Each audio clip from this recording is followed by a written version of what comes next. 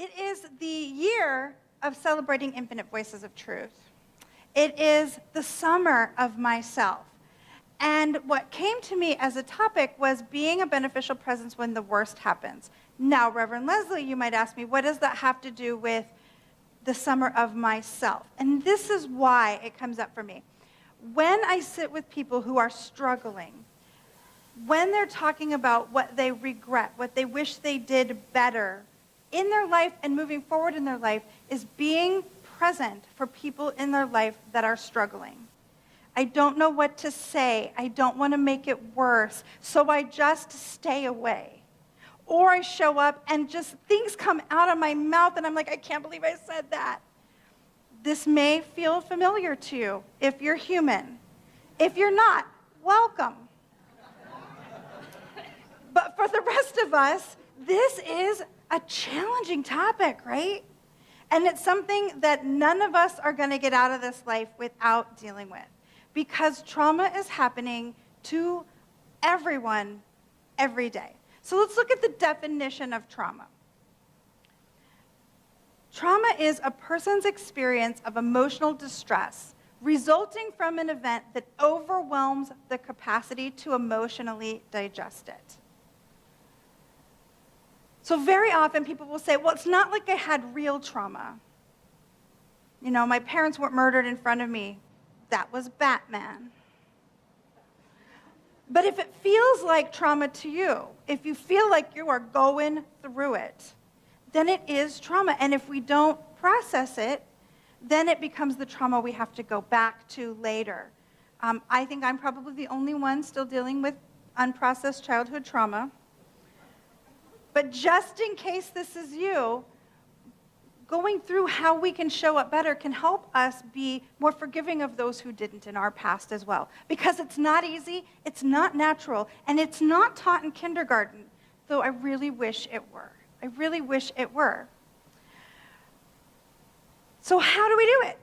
How do we do it? How do we learn to be a beneficial presence, which is the number one reason why people tell me that they come here. They use lots of language for it. They don't use the fancy science of mind language. Very rarely do people say, I wish to be a beneficial presence in the life of those around me. But they say, I want to make the world better. I want to help my family. I want to be at peace when hard things happen. That's being a beneficial presence. So they don't teach it in kindergarten, but a couple of friends years ago were talking. One was a psychologist and one was an elementary school teacher, and they were talking about why don't we have a system for helping people learn how to be a beneficial presence. Their names were Susan Silk and Barry Goodwin. And so they made one, and it's brilliant, and it's called the ring theory of trauma, and it looks like this. So when we're looking at this, in the center, the dot in the center, that's the person actually being impacted. If you get a cancer diagnosis, you're the dot in the center. If your spouse passes away or leaves, you're the dot in the center, the person that it's actually happening to. Now, what you might notice is that it's also happening to that person's children or that person's spouse. It's also happening to their extended family and their friends and their colleagues and the people they know from the coffee shop. When trauma hits, it hits everybody, right? And we are all having our feelings about it. And that's part of why being a beneficial presence is so challenging, because our own emotions are up. But when we have a system like this, it helps us figure out appropriate behavior. So the key here is support goes in, and dumping, energetic processing goes out of the rings. So step one of using this model is, where are you in the rings? If your best friend's going through a divorce, are you the dot? No, you are not the dot. Are you the first ring, which is literally spouse and children? No. The next ring is closest relatives impacted. Are you mom? No, you're not that ring. The next ring is closest friends, best friends. And in any friend group or family group, you have your own set of rings. You might have a best friend that's in closer than your mom. You might have kids that are on the fourth ring. You got to make your own ring. But we're going with general structure here. Who are you? What ring are you in? That is absolutely key because it tells you where the energy should be going and to whom from your perspective, from your individual perspective. Wherever you sit on your rings, only comfort goes in, and all of your dumping goes out. Which can be a little bit hard when you find yourself on one of those outer rings, right? Because everybody who knows about the situation is probably closer in. That's when you get this amazing thing. I don't know if you've heard about it, but it is brilliant. It is called a practitioner, a minister, or a therapist. They're everywhere. In this very room, there are like 14 of them. Sometimes the best person to help you process is a person who isn't involved in the situation so that you can move the positive energy in. So let's talk about dumping out. Dumping out. When these things are going on, it impacts us. Say your child just called and said they're getting a divorce. And ooh, the list of things going through your head. I taught them better than that. This is not what we do in our family. I said don't marry that jerk. What are we going to have to do to help them? How can I get there? It's going to cost money to fly out there and support. It's going to cost money to do almost everything that's helpful. The thoughts get a churning. They get a churning. And the next thing you know, you're calling up that person and being like, I didn't have the energy to deal with this. What's going on the inside of the person who's actually being personally affected by that trauma? I shouldn't have told them. I can't trust people to support me. This is why I should just keep the mask on, be inauthentic, and pretend like everything's okay. And is this what we want for our beloveds? No, of course not. But it's so easy to get pulled in. So all the dumping goes out. We can say anything we want to people further out on the circle and beyond because it's safe and it's okay. But can we say any of that to people who are further in on the circle? No. Only support goes in. And why does only support go in? Because when you're talking to people closer in on the circle, it's not about you. It's about you when you're talking to the outer circles and beyond. But going in, it's only about them because their trauma is more intense in this moment. Is this genius or what? Where was this picture until I was 40? When I found it, I was like, oh, of course, but it's not intuitive. Once you see it, you'll be like, everybody knows this. But until you saw it, you probably didn't. It makes perfect sense, but we don't think about it that way. This is why it's essential. I had a friend, a fellow minister, not in this community, who was going through a divorce. And she sat on it for a long time. Didn't tell anybody about it. Pretty close friend of mine. And when she did finally address it with her community, because we have to, right? You guys need to know what's going on with us. She spent the first hour after making that announcement talking a congregant off the cliff about how upset she was about this minister's divorce. This is proof to me that love is not real. If even you can't do this right, then it's not doable. Science of mind is a lie, and on, and on, and on. And when I finally heard from this friend, she said, this is why I didn't want to tell him. This is why I didn't want to tell them. We want to believe that we are a safe space for the people in our lives. But in order for that to be true, we have to be a safe space for the people in our lives, which means only support in. Only support in. Take a breath. We're going to take another breath, and then we're going to exhale out forgiveness for every time we didn't do this right. We cannot judge ourselves according to the standards of what we did not know when we made that choice, said that thing, did that thing. But when you know better, what? You do better. When you know better, you do better. So, Reverend Lezli, you may be asking, when we're supporting in, I still don't know what to say. It's still uncomfortable and squidgy. And it is. And it is. You don't want to say the wrong thing. So let's talk about when it goes wrong. It's happened once or twice, right? When it goes wrong.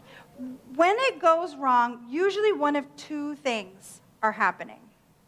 The first one is you just don't know what to say, and so you fall back on cliches. You become a walking Hallmark card. God doesn't give you any more than you can handle. I'm so sorry you had a miscarriage. I'm so grateful you can try again. Ouch. Well, it must be according to God's plan. Right? Ouch, ouch. As much as those are well-meant phrases, they don't feel well-meant in the moment. The other thing that can happen is trying to fix it, which we like to call toxic positivity. It could always be worse. You've got it better than lots of people. Be grateful for what you do have. True and accurate. Not the time. Where's your consciousness that you manifested that? That's how you fix it. There's a little bit of truth in there, and not the time. Those are things that people can only come to in their own time, in their own consciousness, and it's a nuanced thing. You know what isn't nuanced? A hammer over someone's head, which is what that feels like in the moment. But we can all take a breath, and we can all relax, because none of that is our job. It is not our job to be a teacher or to fix anything. It's actually not even our job to say anything. It's our job to show up. That's it. It's our job to show up. We don't have to make them feel better. Probably nothing's going to make them feel better in the heart of real trauma. We don't have to explain it. There's no explanation for a lot of things that happen. We absolutely don't have to fix it. We can't fix it. Our job is to love them right where they are. And that's it. Really take a breath and breathe that in.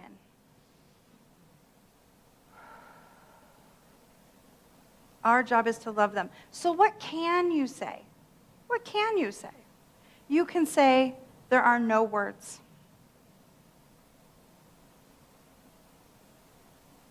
I'm just going to be with you. We don't even have to talk. We can just sit together. You can talk to me about your lost loved one anytime you want. I will always listen. Do you feel the difference? For those of us who have had somebody polished enough, well-trained enough, and well-centered enough to behave this way in the heart of one of our traumas, boy, does that stick in the heart. We remember what that felt like forever, to have someone say, there's no wrong way to do this. Grief doesn't have an expiration date. I'm going to love you no matter what. None of that fixes, explains, or changes anything. But that is the heart of being a beneficial presence. A beneficial presence allows someone to feel love when the worst is unfolding. when it feels like there is no good thing left on earth, having that one person say, "You're doing the very best you can, and I am proud of you for that." And that's all.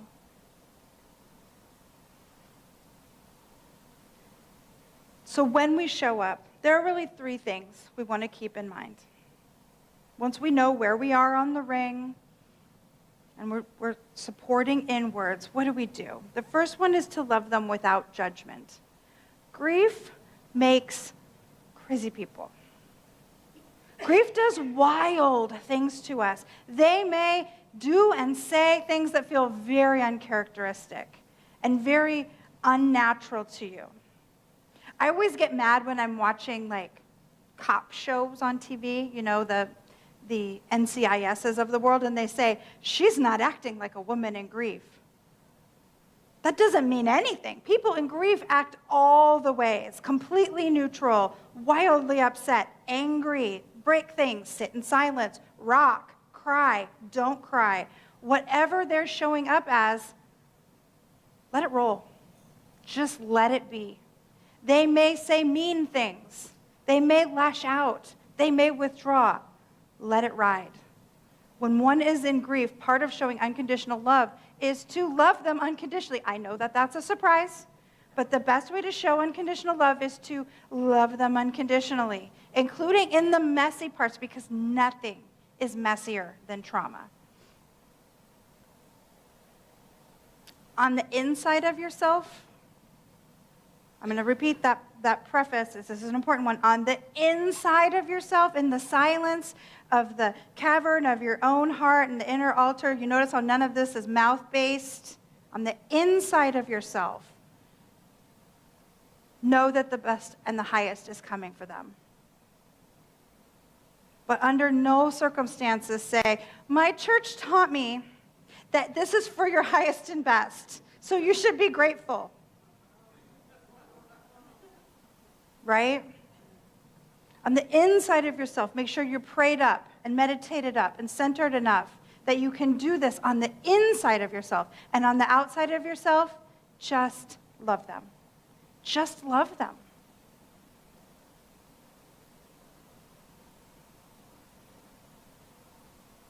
The second step is the hardest step. Showing up. It's really easy to do all the things I've already talked about in your prayer room by yourself, not talking to anybody.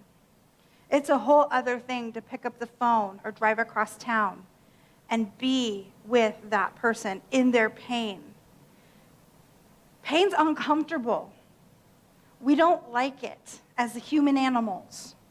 We don't want to have it, and it's hard to be in the proximity of it, yes?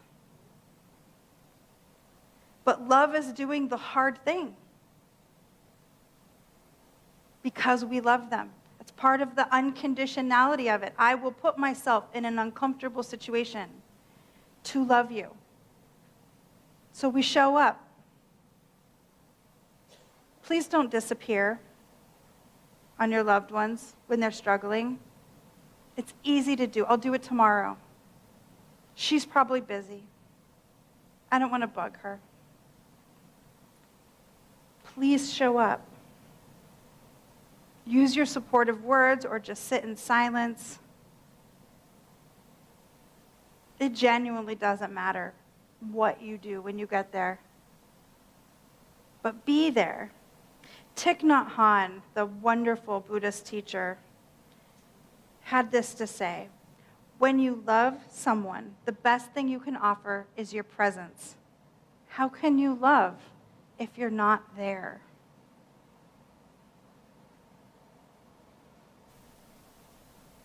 Show up, phone calls, text messages, weird little memes. The kids call it pebbling, because penguins, when they like another penguin, will bring them a particularly shiny rock.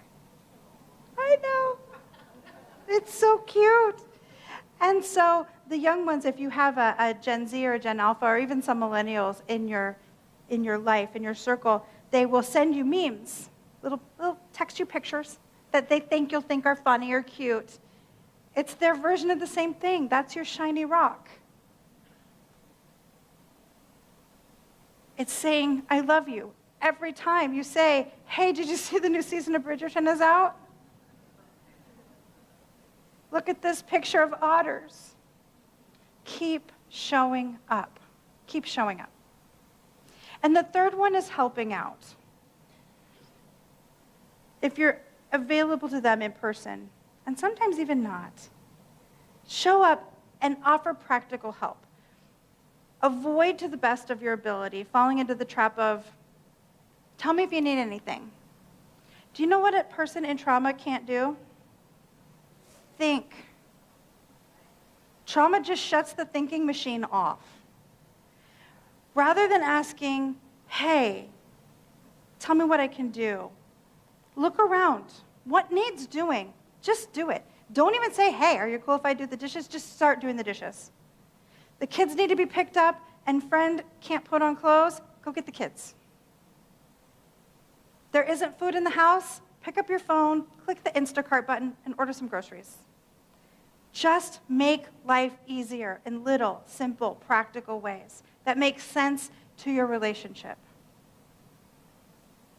Don't worry about if they will be offended by it. By the time they have enough brain left to be offended by it, they won't remember you did it. That's just a truth about trauma. If they actively say they don't want help, let them not want help. Accept it.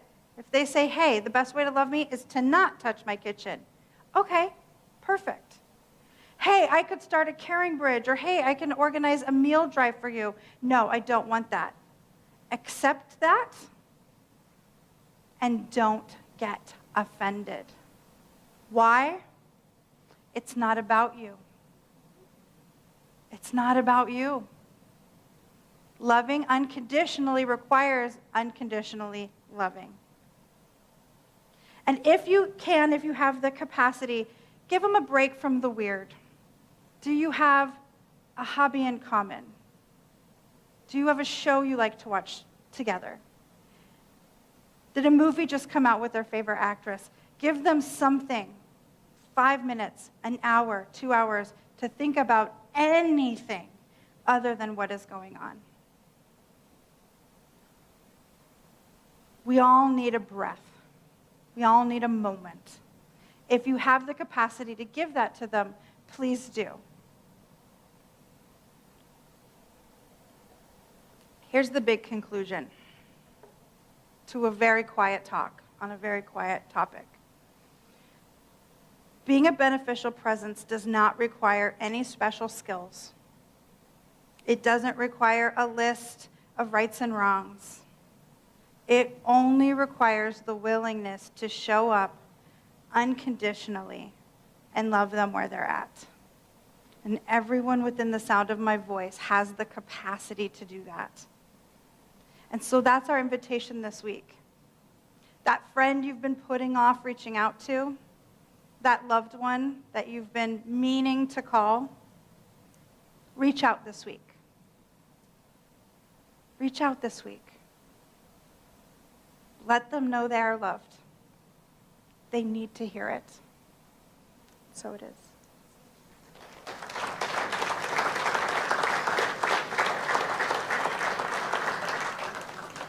And so let us anchor this with some prayer. There is an infinite power, an infinite presence of pure love that is life itself. We call it God, Spirit, the universe. It doesn't matter what we call it. It simply matters that we remember that there is this presence and that it is everywhere and in and through and as all beings. It's my truth. It's the truth of everyone within the sound of our voice. That all life is made of this infinite presence, and love is built into who and what we each are. And so knowing this truth, I speak my word this day, affirming and knowing that the love that is already built into us is being called forth powerfully and beautifully in ways that positively impact the people in our lives. That whatever was on our heart when we came into this space, that Spirit is already working on it. That whatever is happening in the space of the people that we love, that we are part of the answered prayer as we show up in our love, in our support, in our kindness. And as we allow people on circles further out than we are to love and support us. That this is all part of the divine plan, that we take care of each other from the inside out, that we are showing up as the divine in form. So grateful I am for all of the support and loving kindness that is sure to come from this time we have shared together. And I call it all good and beautiful as we let it be, releasing it into the action of universal law. We know this together as we say, and so it is.